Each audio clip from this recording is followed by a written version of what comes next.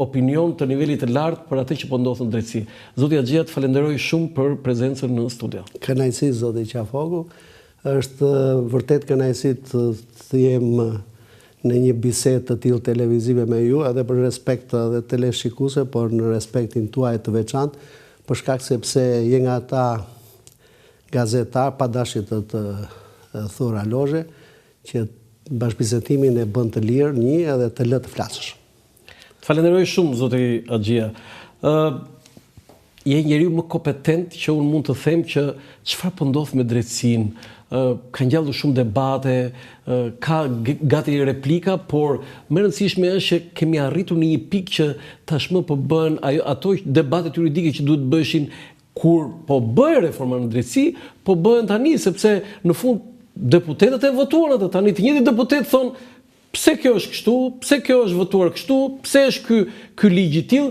Në fakt këto i ka thënë kryetari i maxhorancës, që personalisht mua më ka habitur që ai ka plot jurist në grupin parlamentar të tij, që mund të kishte thënë, zoti kryeministër, kjo është gabim, se nesër mos thua pasaj që pse të ndodh kjo. Tashi më bombardove, se më hodhe një temë që ka brenda shumë pyetje dhe unë duhet të jem i kujdesshëm jo për ato që do të them, por që t'i përgjigjem gjithë atyre momenteve që ngritet jo.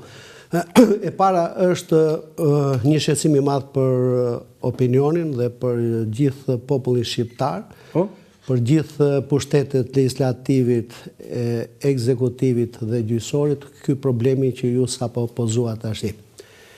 E para është që ne duhet të bëjmë marrëveshjen e fjalës që reforma në drejtësi është e domosdoshme. Në mënyrë absolute dhe nuk e diskuton njeri dhe s'duhet ta diskutojë njeri. Kisha ardhur momenti që të bëj një reformë e thellë. Por rritës së vërtetës që reforma në drejtësi është në disa aspekte. Është në kuadrin ligjor, që ne kemi të shkëlqyer, me një përjashtim, që në aspektin penal kemi dënimet më të rënda në Europë. Si kemi dënimet më të rënda në Europë? Më të rëndat në Europë. Në kontinent? Ta them me kompetencë. Jo, po kompetenca sigurisht që thot kryetari i dhomës avokatit që quhet Max Axhia, unë e marr të mirë qenë. Në mënyrë absolute. Do në kontinent zoti Axhia? Ne kemi dënimet më të rënda? Dënimet më të rënda. Të mund sfidoj këdo që të ulet ballë për ballë dhe të marrim gjitha nenet, kemi dënimet më të rënda. Do të thonë ju thoni në 5 vitet e fundit fjala vjen apo në vazhdim? Në vazhdimsi. Po sidomos kuadri ri ligjor me ruajti traditën e dënimeve të ashpra. Do të thonë nga 2016 keni fjalën që u miratua me 140 vota. Po ishtin, që të jemi edhe konsekuent në atë që flasim. Kishte dënime të rënda, por vazhduan dënime të rënda dhe në kodin e ri dhe në pasyrat e reja, ndryshimet e reja që u bën. Po? Pra, në kuadrin e ligjor, ligjet i kemi shumë të mira, i kemi bashkohore në gjitha fushat, jo vetëm në penale, në civile, por dënimet i kemi shumë të rënda. Dënimet i kemi shumë të rënda. Po plus është kontradikt kjo. Plus, ja doja them unë. Plus që edhe masat e sigurimit, që janë goxha me inspektor të gjerë, edhe ato zbatohen me një ekstremitet të jashtëzakonshëm. Edhe këto më ekstremet në Europë? Gjithmonë, jo. Po patjetër, në zbatim po. Po pra, dhe këto janë, domethënë, tha dënimet më ekstreme më të larta në Europë dhe zbatimi masave represive ekstremet i zbatojnë në sistemi jonë. Po.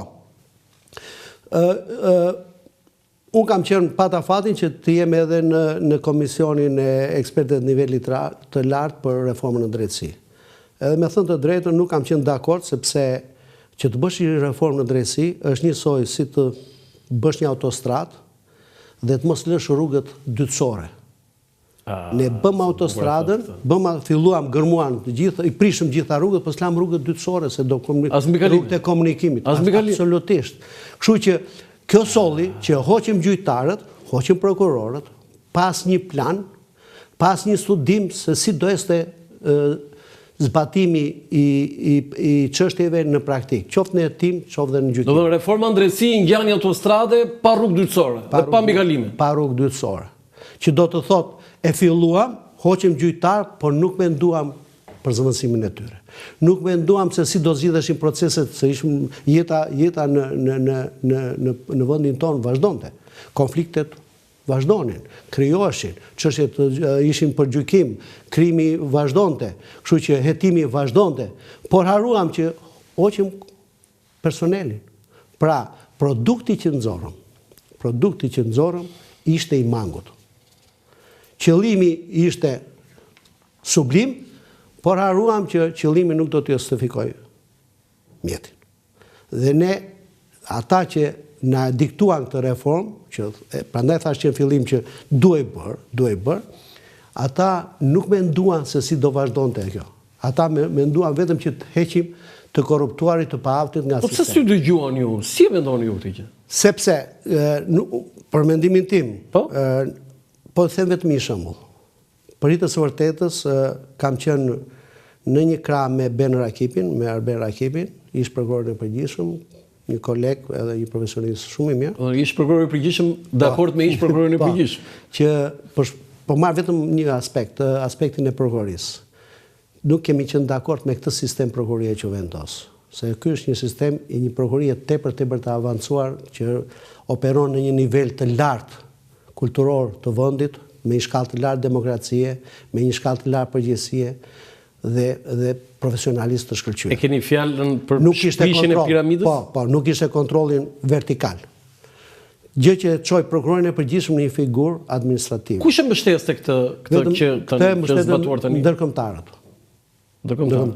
Dhe ajo që neve parashtruam dhe për mua është edhe çelësi për të zgjidhur gjithë këtë konflikt, ishte sepse ndërkombëtarët nuk njihnin asgjë nga mentaliteti, nga historia, se çdo gjë ka një histori.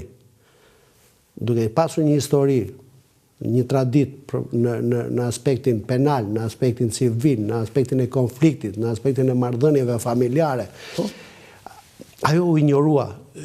Jo se u injorua se s'donin ta bënin, por nuk e njihnin. Dhe nuk e morën si kriter, nuk e morën si një kriter decisiv në reformën gjyqësore. Për shembull, unë mund të them 70% të lëvizjeve të gjyqtarëve prokurorë ishin me vend, po 30% të tjerat kanë qenë abuzime. Domethënë nuk është bërë padrejti. Në mënyrë absolute. Se janë hequr gati 400. Janë hequr asete nga sistemi i prokurorisë.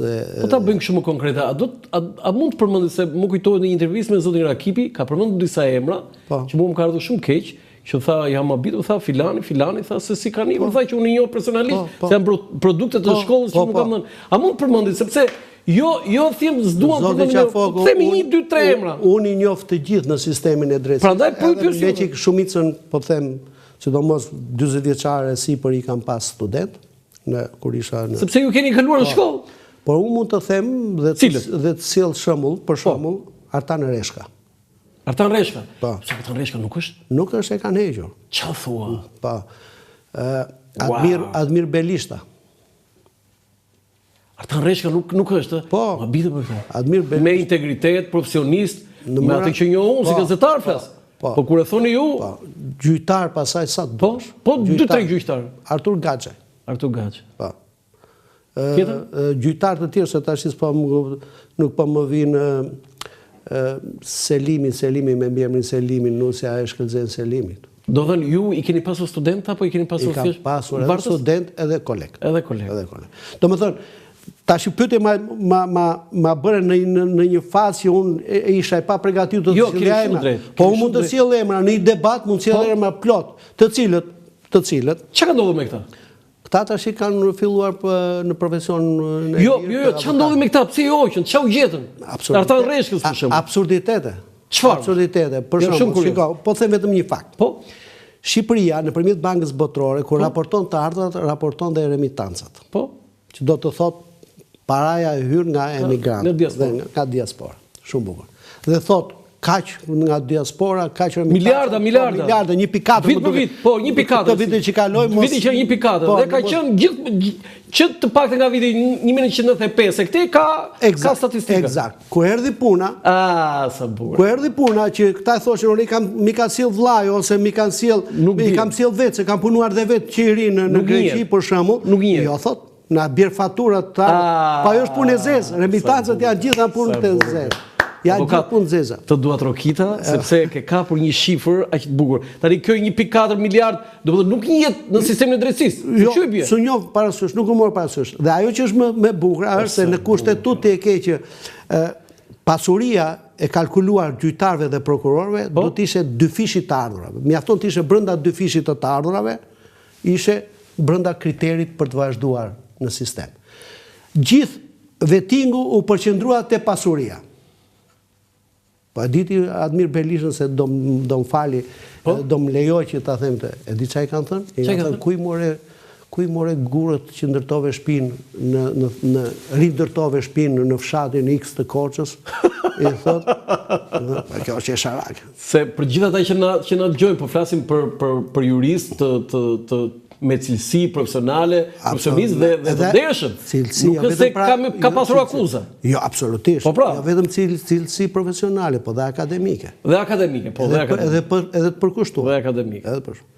Tash janë një sër këta që duhet të gjinde një mekanizëm se si të kërkohet falur, të paktën. Po ata e kanë çuar çështën në Strasburg? Po nuk e zgjidh Strasburg. Pse? Se zgjidh Strasburg. Pse ata përfundimisht? Ja, u shkëputën ata, 15 vjet ata nuk hyn në sistem. Prandaj themun një sër asetesh të tillë kuadrosh.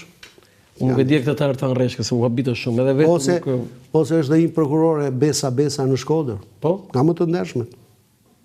Dhe këtë kur e thot një avokat si Max Argjia, unë tashit më vinë disa emra. Jo, s'ke faj, se unë nuk ta kisha bërë këtë pjë. Jo, këtë drejt. Po unë të sjell, në qoftë se në një debat. Jo, ma si dhe këtu se publikoj, e lexoj unë listën. Po, të sjell sa duash. Unë e lexoj listën pa silloj. Dikush mund të më thotë më, po tashit ti je një individ, s'mund të gjykosh ti vendimarrjen e një trupe. Shiko, unë dakord, unë respektoj një vendim, por aman, unë të sjell argumenta që s'mund të hiqet një gjyqtar 15 vjeçar, me një eksperiencë 15 vjeçare, pse i thua atij që të ka thënë babai ndërto shtëpinë atje në fshat, sepse është kujtimi i familjes dhe ti thua ku i morë gurët.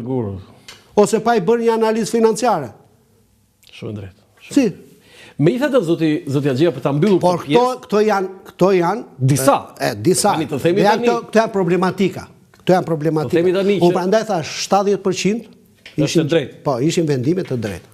Tani, vim të ajo më e rëndësishmja, megjithëse unë do bëj një falënderim, të kërkoj ndjes vetëm pak sekonda, kam një falënderim për sponsorin gjeneral të emisionit Dekalog këtu në Dritare TV, Manigrama Kinvest, që mbështet emisionin Dekalog me sloganit tashmë të njohur, transfero shpejt, gjithmonë më shpejt kudo dhe kurdo. Transferoni me Manigrama Kinvest. Nga agjensitë më serioze dhe më të sigurta.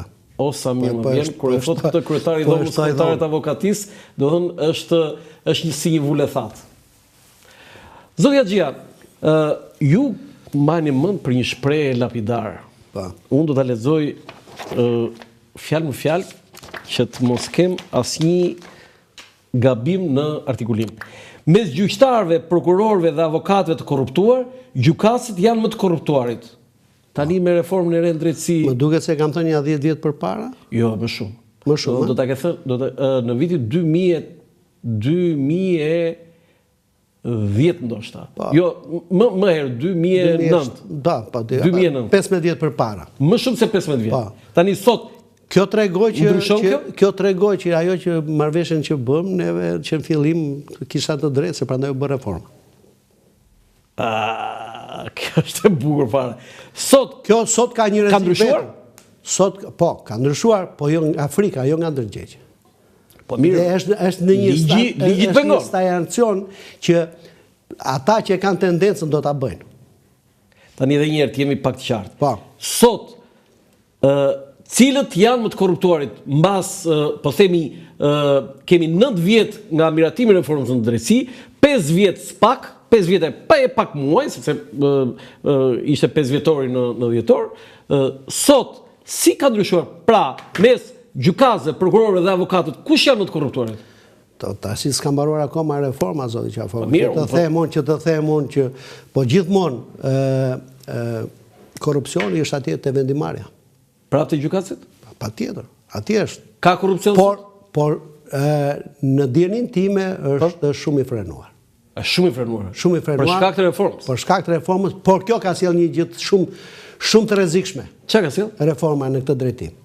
Sepse gjyqtarët dhe prokurorët po bëjnë shkelje të hapura të procedurave dhe të ligjit. Për drejtat e njerëzit e keni fjalë? Për drejtat e njerëzit, do të them dhe diçka më shumë të rëndësishme që do të them për herë të parë në këtë emision. Gjyqtarët e prokurorët janë bërë trima të shkelin ligjin dhe frika cakt të zbatojnë ligjin. Dhe kjo është shumë e rrezikshme. Trima për ligjin? Për të shkelur ligjin. Për të shkelur ligjin. Po. Vetëm për shkak për të qenë brenda. Po. Dhe frika cakt? Ta zbatojnë atë. Dhe këtë të argumentojnë në 100 mënyra, po të marrë vetëm një aspekt. Kjo është shumë e rëndë. Kjo është alarmantja. Kjo është alarmantja e produktit të reformës, që duhet të vjet në alarm të gjitha strukturat e qeverisës të drejtësisë, KLG-ja, KLP-ja dhe veçanërisht Inspektori i Lartë i Drejtësisë, që është një figurë tepër e rëndësishme në... A ka kryer kontrolle këto dy institucione? Unë them që jo. Po pse? Sepse edhe kryeministri, se do pyes për kryeministrin, po me të drejtë, do të tha, a kanë kryer kontrolle, tha, institucionet kontrolluese? Ja, pra po jo them unë tash. Problemi është që një aspekt shumë i rëndësishëm është merrni statistikat dhe shikoni sa pafajësi kanë dhënë. Po marr aspektin penal. Shumë pak. Shumë pak. Atëre një drejtësi që nuk je pafajësi është për të analizuar në themel të saj. Shkakun. E para, e dyta, më thoni juve në proceset civile administrative ku palë shteti për probleme madhore, thashë. Them për rrogat e për këto, sa është dhënë vendimet kundra shtetit? Sa është numri i dhënies së vendimeve? Shumë pak. Shumë pak. Pra kjo tregon që ka një konformizëm të gjyqtarëve dhe prokurorëve për të qenë brenda. Ç'më intereson mua se po dënohet filani ose po humb filani procesin gjyqësor, civil apo administrativ. Rëndësi ka unë të jem në rregull, sepse mua s'më kërkoj llogari pse dhe ti vendim në favor të shtetit ose në favor të akuzës. Mua më kërkoj llogari po edhe është e kundërt. Shifeni juve, t'japet një pafajësi, alarm media, alarm drejtësia. A thot, në këtë situatë, gjyqtarë prokurori thot, çau, kështu është problemi, po i çfarë më? Le të futet në burg kush dojmë.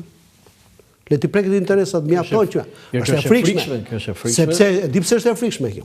Sepse ne s'kemi institucione aktive, kontrolli dhe t'i japin siguri gjyqtarit dhe prokurorit. Po pse nuk e kemi këtë? Sepse drejtësia ka një gjë. Ajo piktura atje dhe ajo busi i thot me sy të mbyllur është shumë signifikative. Nuk ka dalë sot ajo. A ka dalë që në Romën e lashtë, në kohën kur janë krijuar institucionet e para dhe konceptet e drejtësisë. Dhe këta e kanë kuptuar reformën që do të jetë një produkt që vetëm duhet të dënojnë, vetëm të mbrohet shteti, por harrojnë një gjë, që parësore janë interesat për të mbrojtur interesat e të drejtave themelore të individit në proces. Se kur e provojnë në kuris, të gjithë ata deputet që ju thanë po është e vërtet, po asnjëri si lexon ligjet kur. Me përjashtim 2-3 profesionistëve që të kapin momentet. Ose kur ju thua që ore shikoni këtë moment, për shembull, Spaku, kush do ta kontrolloj?